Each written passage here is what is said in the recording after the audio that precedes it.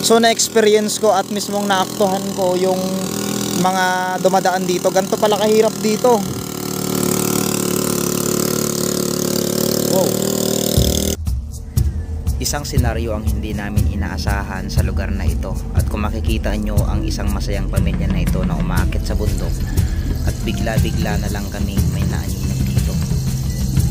At kinilabutan kami sa mga sumunod na nangyari. At hindi namin ito maipaliwanag sa buong buhay namin. Ito may mga kandila tayong nakita. Itong part na to, sobrang dami nang namatay dito. Ay wow. So may mga part pa dito ng mga, ayan, kita nyo ba yan? Mayroon pang mga part dito na kung makikita nyo ay nandito pa rin.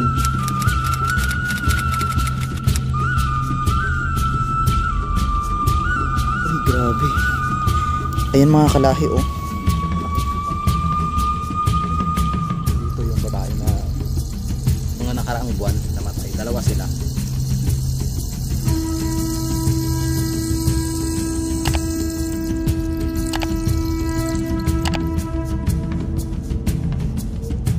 Habi. Honda Click 125. Ay 150. Honda Click 150 to. Yung mga dumadaan dito no. Ayan oh, tignan nyo, grabe. Wasak na wasak talaga. Ano kaya nangyari? Siguro nawala ng preno. Nawala ng preno siguro. Ayan oh. Dito siya sunod oh. Saan? Talaga po. Ayan pa oh, may mga fairings pa talaga. Ano yun? Naku, may bata pa naman. Ay, ano natin? Kaya, may bata pa naman. Ay, naku, putik. Tulong natin. Gagi. May bata pa naman. Ano ya kaya? Ayun oh. Ay, gagi. Tignan nyo mga kalahi yung truck. Kahit ako kinakabahan. Tignan nyo yung truck, umatras yan. Pinakadelikadong gawin mo kapag nagdadrive ka, yung paatras na ano, yung paatras. Aroy oh.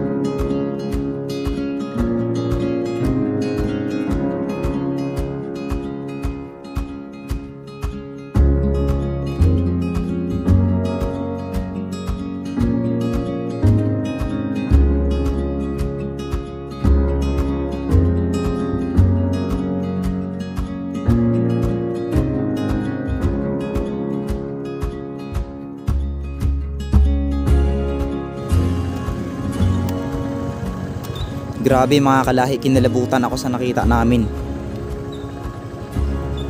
Pambihirang pagkakataon lang ang makasaksi ng mga gantong disgrasya. At sabi nga nila mayroon daw ditong na disgrasya ulit. Grabe. Parang, kaya pala kinakatakutan to no? Buwan-buwan talaga meron ditong na ano. Nadidisgrasya? Kinakabahan naman ako. Ako din. Kinakabahan ako, parang yung preno natin ano. Alam mo parang ano, parang kang hirap na naman pala. Alam mo ba yung preno natin? Parang ano. Sa napanood mo kanina? Ay na ano. Grabe oh. Ayan ko. Umatras. Naku, umatras. Hindi kinaya. Delikado. Pag umatras, ayun oh. Ito yung pinagsadsar. Ay, grabe. Ay, dyan nagsadsad. Sadsad. Oo. Ayun, oh. Alam mo, nanginginig ang tuhod ko. Ikaw? Oo. Grabe umatras yung ano, umatras yung truck. Matras, hindi ka. Delikado yun pag nag-atras, no, mga ganyan, pag hindi ka sanay. Ayun, no.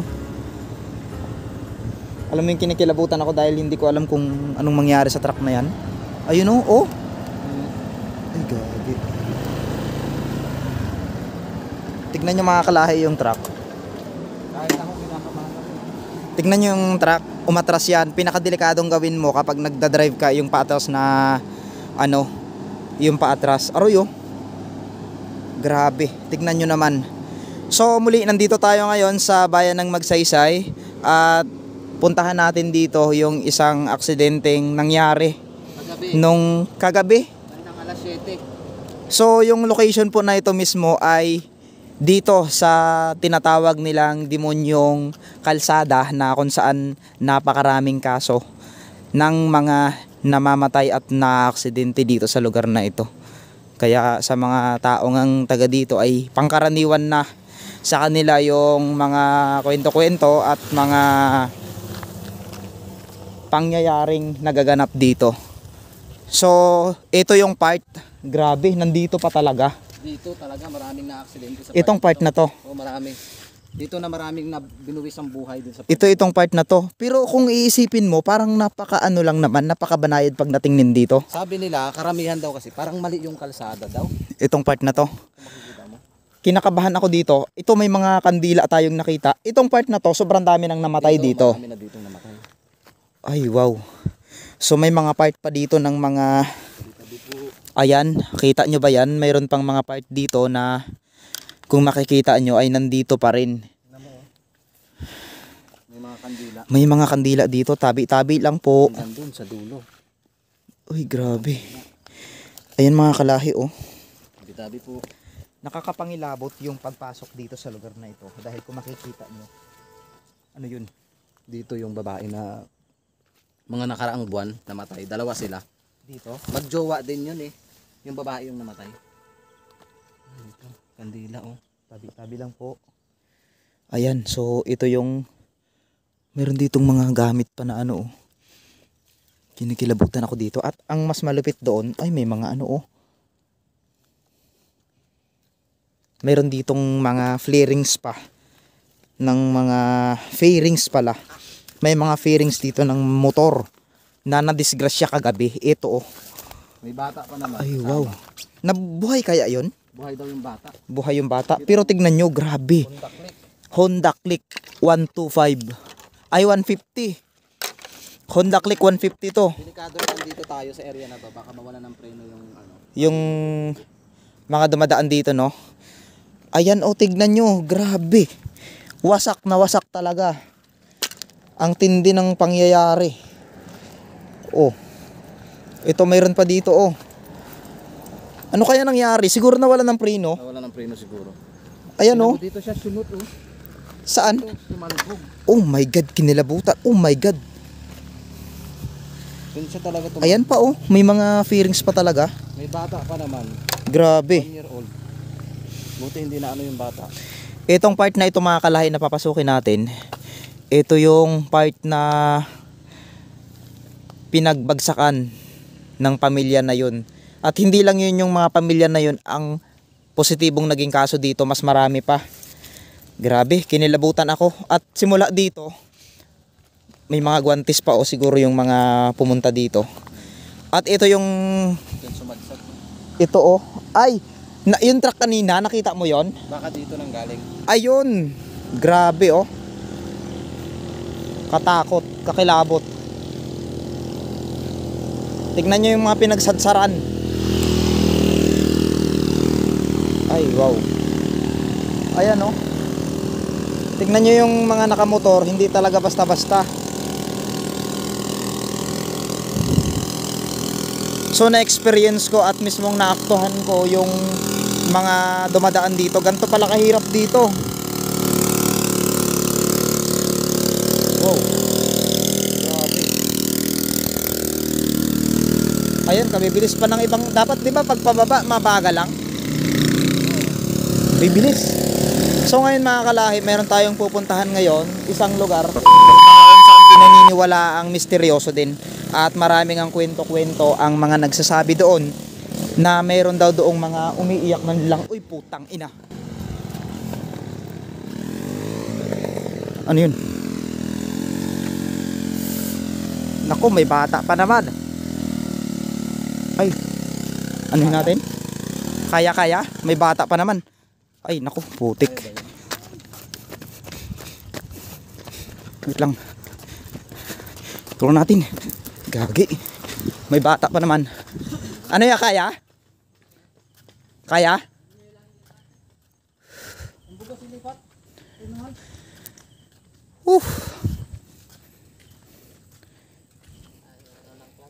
Na ano lang no, na nabitin lang. Bitin lang. Ah, may bata pa naman oh. Gusto ka ni Goy. Hintayin natin. Ayan oh, grabe napakatarik to. Ito na yung part na kinakatakutan nila dito. Nabitin din yung truck na yan? Oh, yung kanina yung nakasalubong nyo. Nabitin din yun.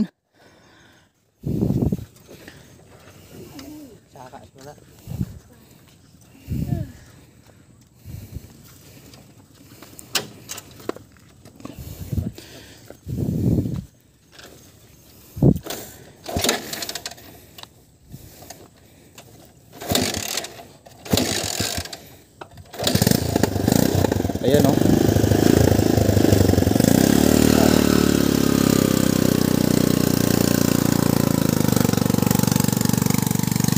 Grabe. Kung nakita nyo mga kalayat na experience na talaga grabe. Kinakabahan ako, kinakilabutan ako. Grabe. Ano na kaya nangyari sa truck na yon? Imagine yung truck na yon nandito na sila galing. Ayun yung pinagsadsaran nila oh. Delikado eh pag dito na. Grabe, kakilabot. Kinilabutan ako. Ganito pala experience kapag na ano, nakakita ka ng mga taong nahihirapan na dito. May bata pa naman. Grabe, kinilabutan ako. Nakakatakot daw dito, may umaangkas daw na ano. Dito sa part na to? Oo, pag paakyat ka na isa ka. Talagang may nakaangkas daw sa likod mo na puti. Katakot. At saka hindi mo man kasi masisiyan itong part na to. Maraming namatay. Kaya nga alam mo yung ano, yung kilabot ko na hindi ko maipaliwanag. Grabe. Kadalasan na ano dito na aksidente yung mga baguhan. Yung mga baguhan na ano dito travel. Galing Cavite. Aksidente sila. Grabe. So yun mga kalahi, abangan nyo. At may pupuntahan tayo isang lagusan na pinaniniwala ang mayroon daw doong mga elemento at mga engkantong nakatira. So sa part ng video natin na ito ay pansamantala nating ikakat at pupuntahan na natin yung tinatawag doon na tinagong dagat sa gitna ng kagubatan. Tara. Bale yung truck na nakita natin kanina ay i-update natin kung ano na nga ba yung nangyari. Nakahon ba ito o nakababa pa ng matiwasay? Ay, salamat at nandoon sila, nakababa sila. Hindi pa sila doon sa mismong taas talaga. Kung doon, naku po, panibagong disgrasya na naman. Grabe, kakilabot. Paano mga kalahi, update ko lang kayo.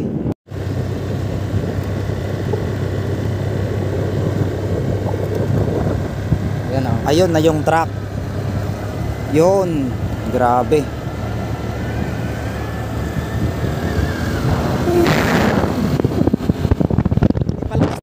Ayan kanina, napansin nyo yung mga truck na umatras, sasakyan at yung isang aksidente kagabi na nangyari. Ngayon naman, dadako tayo dito sa isang gubat na ito na mayroon daw ditong isang lagusan na pinaniniwala ang tahanan ng mga engkanto. So hapon na kami pumunta, actually gabi na nga ito. Nakakapangilabot kasi pumunta ulit ako dito dati dahil sa isang kwento na mayroon daw ditong lumulutang na buhok. Aray, ano yun? May buhok ng isang matanda. Tabi-tabi lang po.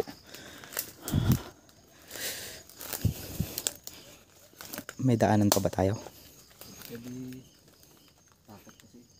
Nakakapangilabot naman. Yung trauma ko kanina sa napanood nyo ay hanggang ngayon nandito pa rin.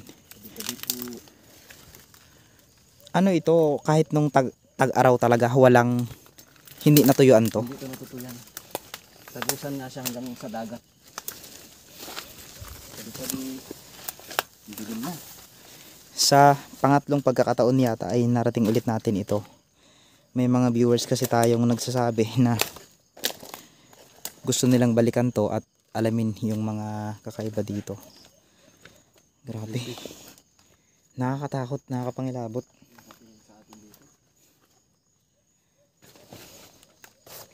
Ayan, so ito yun. Ito yung area na pinaniniwalaan nilang naging tahanan ng mga engkanto. Napakadilim. Dilim na dito. Ayan, so pero mababaw siya ngayon. Mababaw. Ayan yung kuweba, papasok sa ilalim ng dagat. Itong kuweba na ito, mayroon daw ditong kuweba na papasok sa ilalim ng dagat. Kinikilabutan ako, baka biglang may humila sa akin. Pero mababaw ngayon ha. Ayan, kung makikita nyo. Baka hilahin, ayan bumulok. Lalim yun. Tabi-tabi lang po. Ano kayang lasa ng tubig na yun? Normal naman. Malalim to, mga kalahi. Sabi nila nga daw, mayroon daw ditong isang nilalang na nakatira. Sa palagay nyo mga kalahi, meron kayang mga nilalang na nakatira dito? Ayan. Ito. Uy, napansin ko dito, para siyang sinadya. Ayan oh, parang bato ito na parang sinadya, no? Tingnan mo, may mga isdang itim. Ayun, May mga itim nga na isda. isdang itim. Tutukan mo yung camera, nagalangoy doon. Mga isdang itim eh. Ay, itim din kasi sa camera ko. Walang makita. Ayan, grabe. So yun mga kalahi, dahil nalibot na rin natin to at medyo gabi na rin, nakakapangilabot na ang mga eksenang na kikita natin dito. Actually, hindi ko sana ito puntahan ngayon eh. Hindi lang dahil sa request ng mga viewers natin at subscriber. Ayan, so muli maraming salamat po. Syempre, mayroon pala tayong isang nakasama ngayon, si Mr. Mendoreñong Mangyan. Hindi ko siya napakilala sa inyo kanina. At itong mga laguna nga na ito na ating nakita ngayon ay talagang nakakamangha.